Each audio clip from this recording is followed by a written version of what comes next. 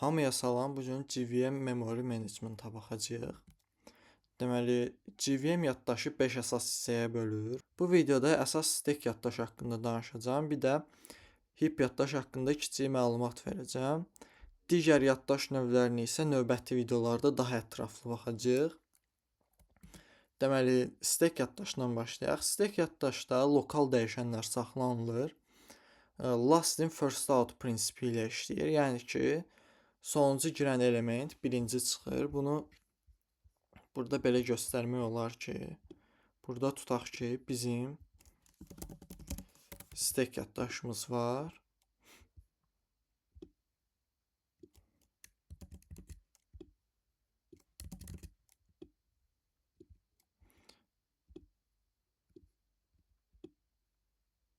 Və bu cür hissələrə ayrılıb. Və mən burada dəyərlərim var. Məsələn, 10, 20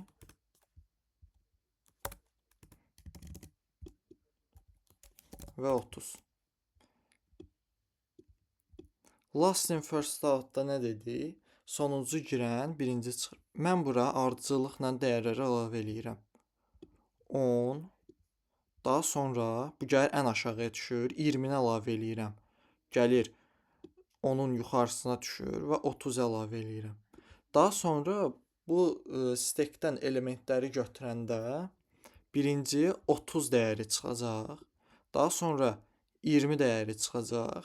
Daha sonra da 10 dəyəri çıxacaq. Yəni last in first out bu cür işləyir.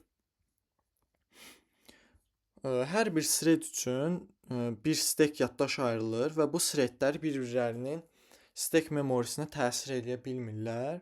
Ona görə stek yaddaşın daxilindəki dəyərlər thread safe'dir. Hər metod üçün stek yaddaşda bir stek frame yaranır və hər bir stek frame'də yaradılan dəyişənləri görmək olur. Əgər metod daxilində primitiv dəyişən yaratmışıqsa, onun dəyərləri birbaşa olaraq stek frame-də saxlanılır. Amma metod daxilində obyekt yaratmışıqsa, həmin stek yaddaş daxilində o obyektin referansı saxlanılır. Obyektin özü isə heap yaddaşda saxlanılır. Və həmin stek yaddaşda olan referans heap yaddaşdakı obyekti göstərir. Məsələn, mən indi bunları silirəm. Mən bir dənə kodda belə demişəm ki, person bərabərdir new person. Belə bir dənə kod yazmışam. Bu mənim stek yaddaşımdır və bu da olsun mənim heap yaddaşım.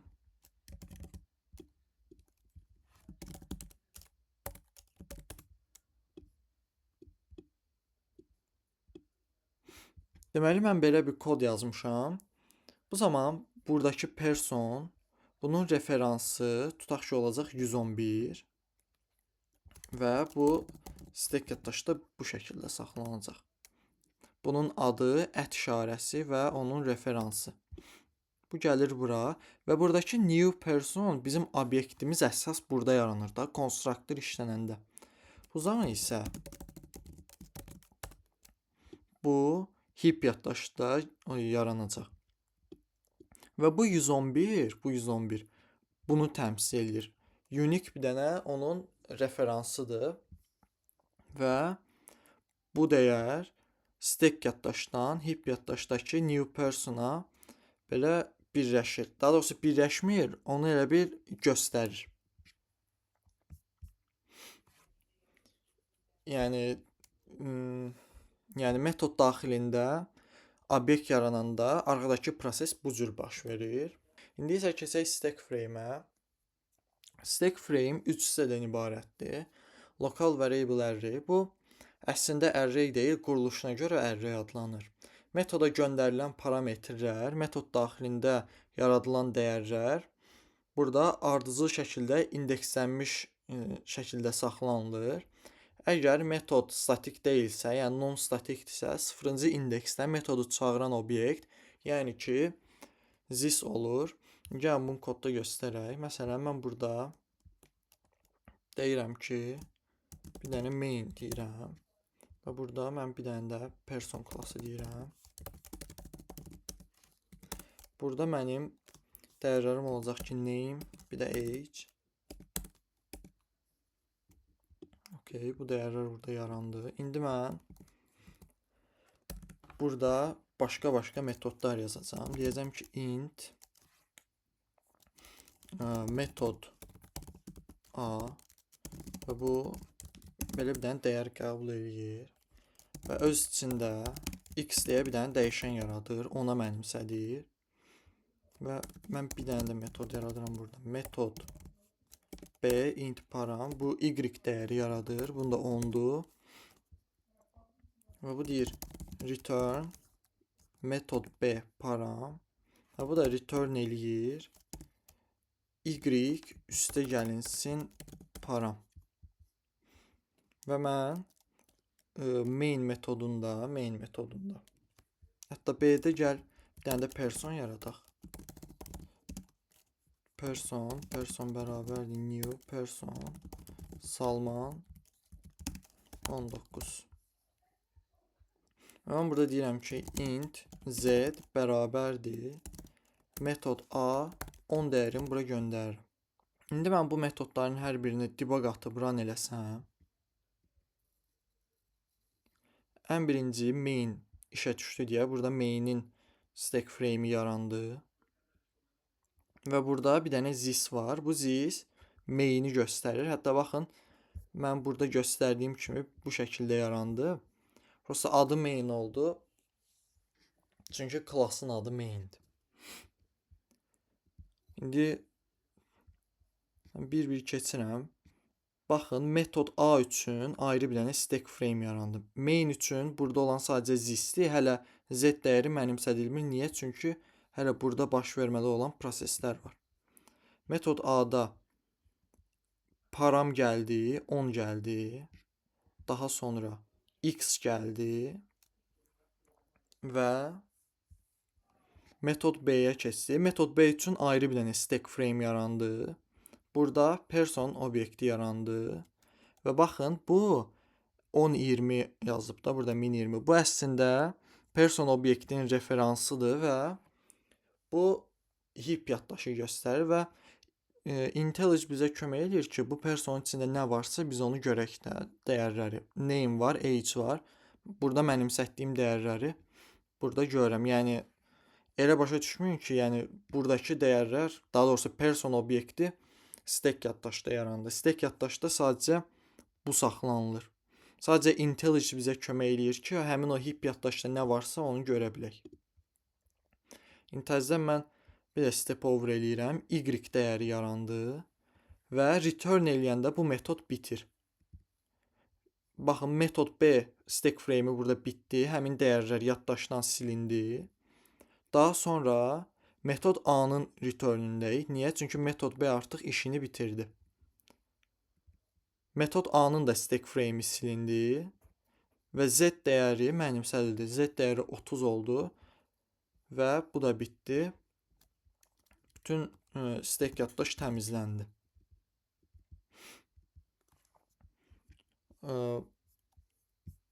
Bu da belə. Həmin o stack frame'də göstərilən dəyərlər fikir verdinizsə ardıcıl düzülürdü. Baxın, bu local variable array adlanır.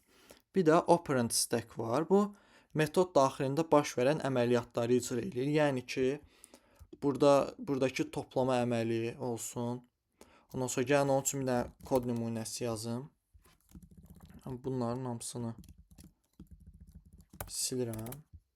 Və burada deyirəm ki, int c bərabərdir 0, int a bərabərdir 5, int b bərabərdir 6 və int c bərabərdir a üstə gəlinsin b. Int yox. İndi mən kodu təzədən debug modda run eləsəm. Baxın, this yarandı əmrinci 0-cı indeksdə. Ardınca C yarandı, oldu 0.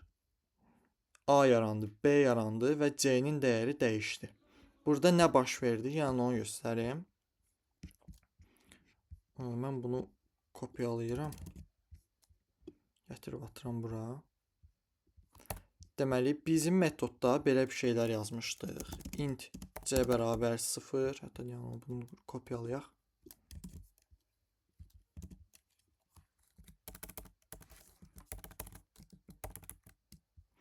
Int c bərabərdir 0 yazmışdıq da. Ən birinci burada this gəldi, düşdü 0-cı obyekt, 0-cı indeksə. Daha sonra buradakı 0 dəyəri gəlir, bura düşür. Ondan sonra a bərabərdir 5 dəyəri gəlir, bura düşür. Bunu biraz böyüdüm.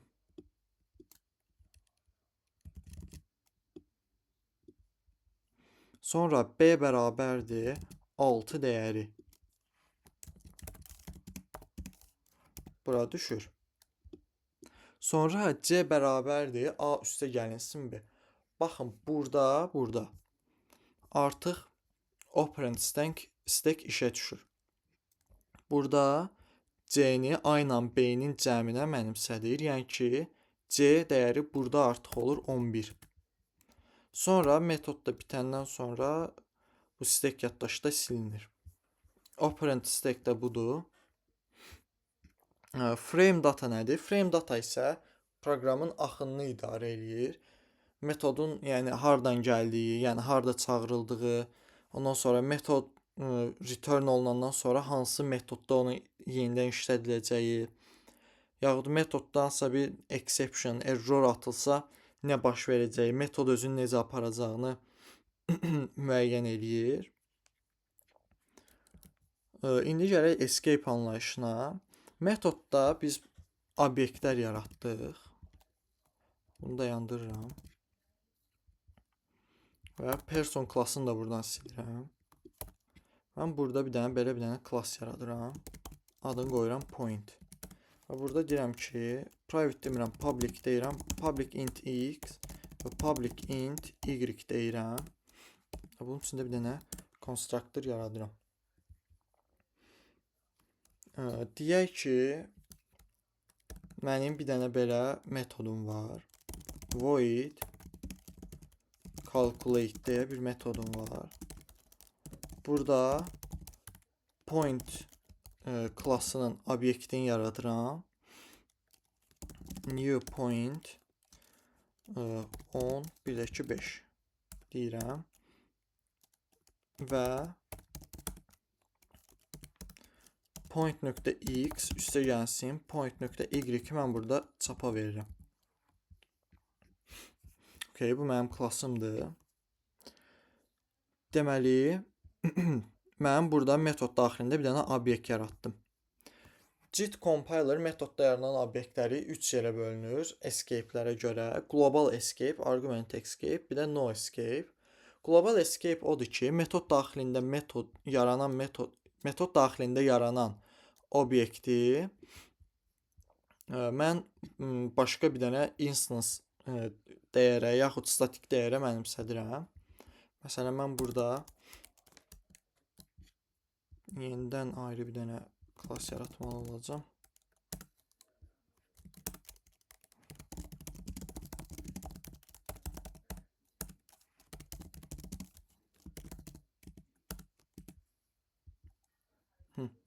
Məsələn, mən burada deyirəm ki, public person deyirəm. Və mən burada belə bir şey deyirəm ki, public void test. Public void test deyəndən sonra mən burada bir dənə person obyekti yaradıram. Person 1 bərabərdir new person. Və buradakı personu bərabərdir person 1 deyirəm. Bu global escape adlanır. Niyə? Çünki metod daxilində yaranan obyekti metod xaricindəki bir dəyişənə set eləyirəm. Daha sonra argument escape nədir? Mən bunu eləyirəm person və burada deyirəm ki return person 1 və bunu da deyirəm ki test. Bu isə argument escape adlanır. Çünki metod daxilində yaradılan obyekti mən buradakı instance dəyəri mənimsədirəm. Bunlar həmçinin statik dəyərlər üçün də eynidir. No escape isə odur ki, metod daxilində yaranan obyekt metodun xaricinə çıxmır. Yəni ki, burada gördüyü kimi point obyekti sadəcə metodun daxilində yaranır və mən həmin o pointi nə return eləyirəm, nə də ki, xaricdəki bir dəyəri mənimsədirəm. Yəni, point ilə barədə heç nə eləmirəm. Sadəcə metodun daxilində daxilindəki x-lə y-i toplayıram. Bu zaman JIT compiler kodu optimizasiya eləmək üçün scalar replacement adında bir dənə texnikadan istifadə eləyir. Bu da ki escape analysis adlanır. Bu nədir? Bu hər dəfə obyekti heap yaddaşda yaratmaq əvəzinə həmin obyekti parçalayır və onun daxilində olan dəyişənləri stack yaddaşda yaradır. Məsələn, burada yaranır ki, point int x və int y. Hər dəfə bu kodu icra eləyəndə heapdə yeni bir dənə new point yaratmasın deyə, hər dəfə heap yaddaşda new point yaratmasın deyə scalar replacementdən istifadə eləyir. O da nədir? Obyekti parçalayır. Yəni stack yaddaşda artıq belə bir şey olacaq ki, burada this olacaq və burada olacaq ki, int yazmıram, x bərabər 10. Bunu aşağı gətirim. Burada da olacaq ki, y bərabərdir 5 və hər səfərində metod heap yaddaşda yaranmayacaq. Amma mən bunu debugda eləsəm, yəqin ki, işə düşməyəcək. Çünki JIT compiler'ın işə düşməsi üçün gərək kodu 10 minlərlə dəfə run eləyim.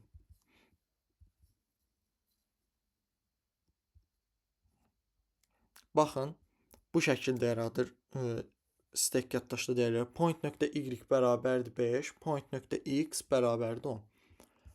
Eyni bu şəkildə oldu. Amma bu yenə də getdi, heap yaddaşda point obyektini yaratdı.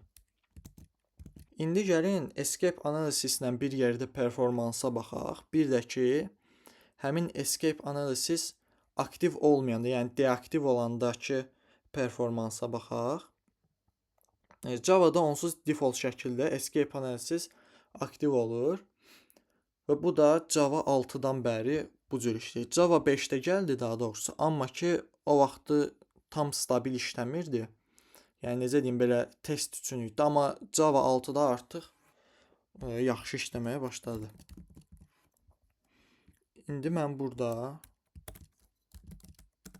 calculate metodunda belə bir şey yazıram və burada deyirəm ki, long start deyirəm, system.current time millis. Hesablayaq görək neçə millisaniyədə proqram icra olunacaq. Və mən burada deyirəm ki, int total bərabərdir 0. Və for int i bərabər 0, i kiçikdir. Mən kodu, daha doğrusu bu metodu 10 milyon dəfə icra eləyəcəm.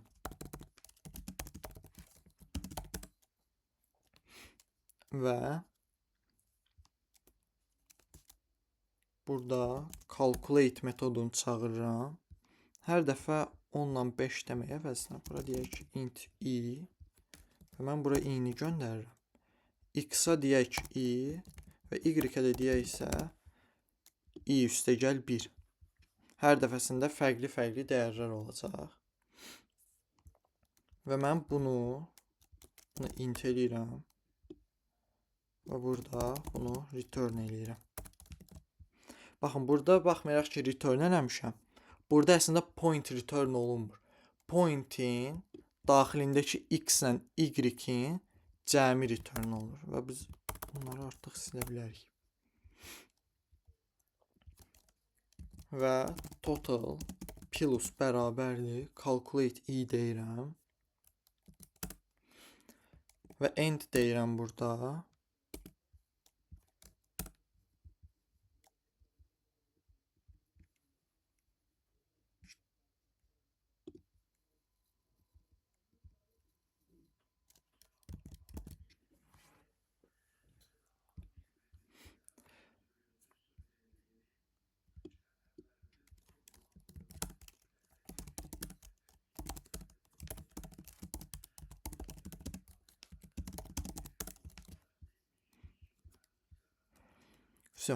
İndi mən kodu run eləyirəm. Baxın, total dəyər oldu bu. Və 5 milisaniyə ərzində proqram run oldu. Təzədən run eləyirəm. 6 milisaniyə, 6, ancaq 6, 5 belə. Yəni 5 ilə 6 aralığında proqram run olur. İndi mən burada belə bir dənə komanda yazıram. Bunu VM komandası kimi yazacağam. Deməli, burada nə edirik? Bu əslində 3 komandadan ibarətdir. Belə və belə. Deməli, bu escape analysisi dayandırır. XX inline isə kiçik metodun içindəki kodları götürüb copy-paste eləməsinin qarşısını alır. Yəni ki, mən burada belə deyirəm də, əslində i ilə i üstəgəl 1 deyirəm. Məsələn, burada ən birinci i0 olacaq. i0 olanda calculate metodundakı pointin içindəki dəyərlər olacaq. X bərabərdir 0, y bərabərdir 1. Və JIT compiler bunu başa düşür və bu avtomatik, bunu elə komment daxilində yazım. Avtomatik bu kod bu cür olur. i üstə gəlinsin, i üstəgəl 1. Yəni ki, bu da optimizasiya eləyir əslində kodu. Hər səfərində 10 milyon dəfə bu metodu çağırmır. Müəyyən bir müddət çağırandan sonra başa düşür ki, bu metodun işi yəni ancaq i ilə i üstəgəl 1-i toplamaqdır. Ona görə bu kodu 8-ci sətirdəki kodu 7-ci sətirdəki ilə əvəz eləyir. Bu komanda isə garbage collector'ın loqlarını konsola yazdırır. Yəni ki, garbage collector nə edir? Tutaq ki, stack yaddaşda person 111 adında bir dənə dəyər yarandı. Və metod bitəndən sonra bu stack yaddaş silinir axı. Bu buradan silinəndən sonra garbage collector gəlir, buradakı new person da silir. Yəni əslində burada əlavə bir dənə iş görülür də, amma normalda stack yaddaşda bu şəkildə yaranırdı və heç nə garbage collector işə düşürdü, nə də ki, heap yaddaşda yeni bir obyekt yaranırdı. Amma biz burada bu komanda ilə bütün bu davranışları deaktiv eləyirik. Mən bunu kopyalayıram. Bunu kopyalayandan sonra edit configurations'a gəlirəm. Modify options'da add VM options deyirəm və bu komandanı bura yapışdırıram. Apply deyirəm, OK deyirəm. İndi heç bir optimizasiya olmadan, yəni heç bir scalar replacement, enable escape analysis olmadan kodu run eləyirəm. Baxın, 53 ms, yəni 53 milisaniyədə işə düşdü. Yəni kod daha doğrusu icra oldu, bitdi. Və burada garbage collector'ın şeyləri oldu, loqları gəldi. Bu loqlar nədir? Bu o deməkdir ki, heap yaddaşda yaddaş 5 megabayt idi. Onu endirməyə çalışıb 1 megabayta və bu əslində proqramımıza da təsir eləyir. Necə təsir eləyir? Proqramı müəyyən bir müddət əslində arxada dayandırır ki, heap yaddaşda yeri boşaltsın. 5 megabayt olub onu 1 megabayta salıb, 3 olub 1-ə salıb, 53 olub 1-ə salıb. O da niyə elə olur? Çünki biz 10 milyon dəfə point obyektin yaradırıq və bu da o deməkdir ki, stack yaddaşda bu cür 10 milyon dəfə belə point obyekti yaranır və heap yaddaşda da belə 10 milyon dənə new point yaranır. Və baxın, demək olar, bəlkə təxmini 9-10 dəfə daha gecikdədir proqram.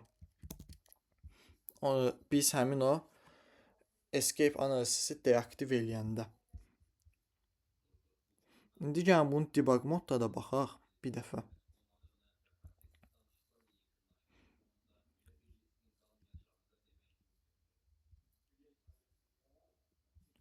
Bir saniyə. Həm bura debug atıram, həm bura debug atıram. Kodu run eləyirəm. Bu yuxarıdan aşağı oxuyur. Start yaranır. Ondan sonra total yaranır 0. Və calculate-də baxın, yeni bir dənə şey yaranır burada. Bir dənə stack frame yaranır. Yarandı, silindi. Amma həmin obyekt əslində heap yaddaşda qalır. Çünki dərhal silinmir. Garbage collector stack yaddaş bitən kimi dərhal heap yaddaşı təmizləmir. Baxın, yenidən yarandı. Yenidən bu şəkildə kod icra ola gedir. Escape analysis barədə bu qədər. Ondan sonra Stack Overflow error var. Stack Overflow error da odur ki, bir saniyə bunu təmizləyim.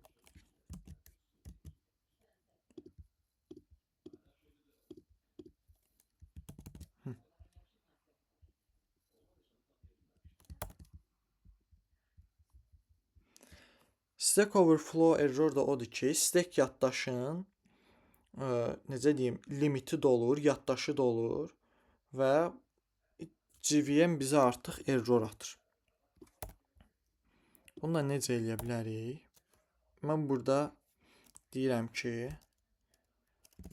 yenə calculate i deyirəm və bunu void deyirəm. Və main-də mən bunu çağırıram. 5 deyirəm məsələn. Və burada isə bayaqki kimi stack frame'lər bir-bir yaranıb, sonra bitməyəcək. Burada davamlı olaraq çoxlu stack frame'lər yaranacaq. Hətta mən burada debug atıb bir dənə göstərim. Baxın, ən birinci main-in stack frame yarandı. Və baxın, calculate yarandı. Bir dənə də calculate, bir dənə də, bir dənə də, bir dənə də və bu şəkildə bu gedir. Stack yaddaşı doldurur. Mən debugları buradan yığışdırıram, kod run eləyirəm. Baxın, Stack Overflow error alıram. Niyə? Çünki stack yaddaş dolur. Və bu daha çox 90% hallarda belə rekursiv metodlarda edilən səhvlərə görə belə diqqətdən yayınma kimi bir hallar olanda metod özünü dəfələrlə çağırır və axırda stack yaddaşda olur və belə bir dənə error alırıq. Ya da ki, bizim çox böyük bir dənə logikimiz var və arxa planda metodları çağıra gedirik və o zaman Stack Overflow error da ala bilərik. Stack yaddaş barədə bu qədər. Növbəti videoda görüşərik.